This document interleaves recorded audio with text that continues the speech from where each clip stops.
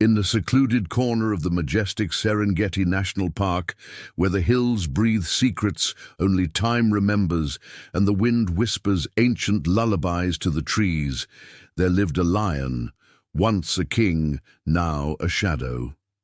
High in the remote mountains of northern Tanzania, away from the vast golden plains teeming with life, the old lion had retreated to spend his final years. He was no longer the fierce ruler who had once sent antelopes running at the mere sound of his thunderous roar. His mane, once thick and regal like the golden rays of dawn, had withered into a graying veil of age. His muscles, which had once surged with explosive power, were now worn and tired, trembling under the weight of time. Scars traced the map of his journey across his face and flanks, each one telling a tale of battles won, of pride defended, of nights under star-pierced skies, filled with the sounds of his voice echoing across the land. Once in his youth, he had been the undisputed leader of a powerful pride. More than 20 lions, including his cubs and cubs' cubs, followed his command. Under his watch, they roamed and ruled a territory that stretched as far as the eye could see. His dominance was revered. His mere presence inspired awe, even fear. Other lions dared not challenge him. Hyenas, cunning as they are, would scatter in fear when he appeared. But time, as relentless as the Serengeti sun, does not bow to strength. The lion began to feel its weight, subtly at first, a slowed pace, a missed step in a hunt, the sting of pain in old wounds during the chill of dawn. Then it grew clearer. His claws, once weapons of merciless precision, grew dull. His eyes, once sharp and commanding, blurred more often under the glare of the sun. He could no longer protect the pride he had built with tooth and claw. One morning, as the savannah blushed under the first light of day, he walked away. Silently, without ceremony, he left behind the golden grasses, the warmth of his family, the echo of cubs' laughter. There was no farewell, only the quiet understanding between himself and nature. It was time. He wandered into the untamed mountains, a place few animals dared to call home and even fewer humans ever reached. Here, where the air grew thin and the earth rose to kiss the sky, he found a small cave nestled between boulders. It became his home, a silent sanctuary carved by centuries of wind and time. Every morning he would step out slowly, lifting his worn head to feel the wind sweep across his face. He would listen to the rustle of trees, the screech of distant eagles, the silence of being alone, and sometimes, just sometimes, he would remember. He would remember the surge of adrenaline as he led the pride into a hunt, the satisfying crack of a wildebeest falling, the proud moment of watching his offspring roar for the first time. Those memories danced in his mind like the last embers of a dying fire, glowing, flickering, fading. Now, life was about endurance. He hunted what he could, small prey, rodents, wounded birds. The act that was once a performance of grace and ferocity was now a desperate and clumsy ritual of survival. Old wounds ached constantly. Every movement sent a ripple of pain through his spine, but he endured. He always endured. His footprints became a daily testament to this survival, a soft trail in the gravel and dust that told no one but him of his struggle. And yet, even as his body weakened, the fire within, the will to live, refused to die. Then came the afternoon that would change everything. The sky turned a solemn shade of grey, clouds hanging low as if in mourning. The old lion had not eaten in over a day. Hunger gnawed at his insides like a cruel joke from the gods. His ribs showed starkly through his thinning fur. But then, a miracle. A deer, lean and skittish, appeared atop the rocky mountain path. It was an opportunity too rare to ignore. Summoning every ounce of strength that still lay dormant in his bones, the lion gave chase. He wasn't fast, not anymore. His limbs protested every movement. The mountain was steep, treacherous, riddled with loose stones and slippery slopes. The deer bounded away, agile and terrified, leaping towards the far edge of the cliff. The lion followed, his chest burning, his vision pulsing with effort. This could be his last hunt, maybe his last chance to live. And then fate intervened. His paw landed on a loose stone.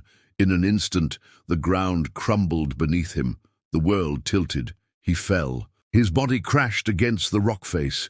His claws scraped desperately, catching hold of a narrow ledge just in time.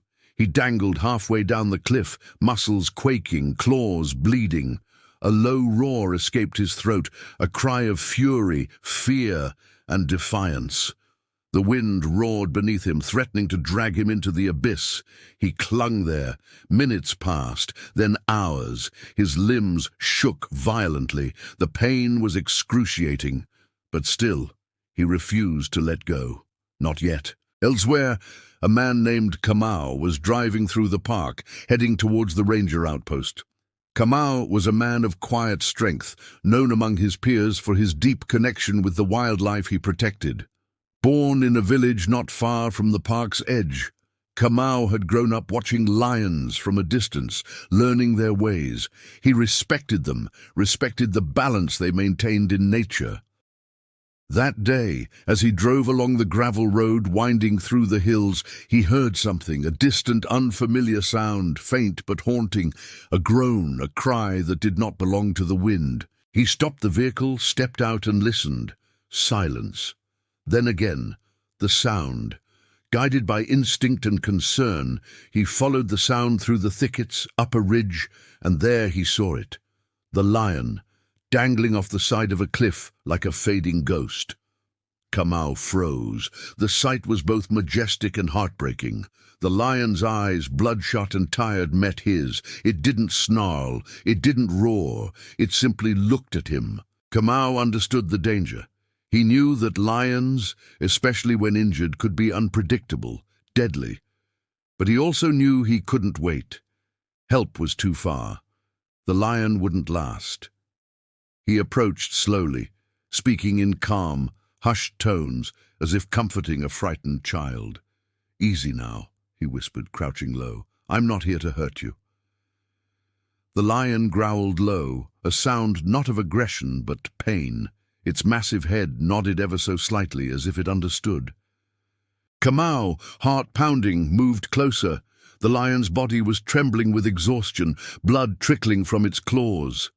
Kamau crouched near the edge, reached out, and grasped the lion's front paws. They were massive, scarred, and surprisingly gentle in his grip. "Hold on," Kamau muttered through clenched teeth. He pulled. The lion kicked with its hind legs, trying to push up. The earth gave way beneath Kamau's feet. Stones and dust fell into the abyss.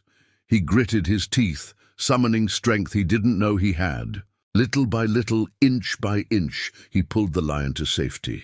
His arms burned, his chest heaved, his soul screamed in defiance of gravity, and finally the lion collapsed beside him on the mountaintop, chest rising and falling like a tired drumbeat.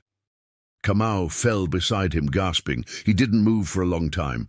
When the lion finally stirred, it lifted its head and looked at Kamau. In those ancient, cloudy eyes, there was something more than recognition. There was gratitude. The lion rose shakily, taking a few steps toward Kamau. Instinct told Kamau to move back, but he held his ground. And then the lion bowed his head, low to the earth, a gesture, a thank you, not from a beast, but from a soul. Kamau's eyes misted. He reached out and patted the lion's back, the fur coarse but warm. For a moment, they stood there, man and lion, predator and protector, bound by something deeper than survival. The sky began to clear. The grey clouds parted to reveal a sliver of golden light, illuminating them both, as if the universe itself had chosen to witness the moment. Kamau stood, stepping back slowly. "Go," he said softly. "Live your days. Rest if you must, but don't fade here." The lion let out a low, respectful roar, more like a whisper of thunder, the last echo of a long rain. It limped behind Kamau as he returned to his vehicle, stopping just before the road. It watched him go, its eyes following the man who had pulled him from death's grip. Kamau looked in the rearview mirror for a long while, watching the lion until it turned back toward the forest. That night, Kamau sat alone in his quarters, replaying the event in his mind. He didn't speak of it much to others. Some things were too sacred for casual conversation, but he would never forget. And somewhere in the high mountains, the old lion found his way back to the cave, his sanctuary. The pain remained, but the memory of kindness lit something within him. Not just survival, but meaning. The cliffs, the wind, the stones, they had witnessed something rare, a moment of shared vulnerability between two beings separated by species, but united by fate. And as the stars returned to the Serengeti skies, the lion let out one final roar, not loud, not fierce, but filled with something deeper. Dear friend, thank you for taking the time to follow the story. Don't forget to like and subscribe to the channel to support us.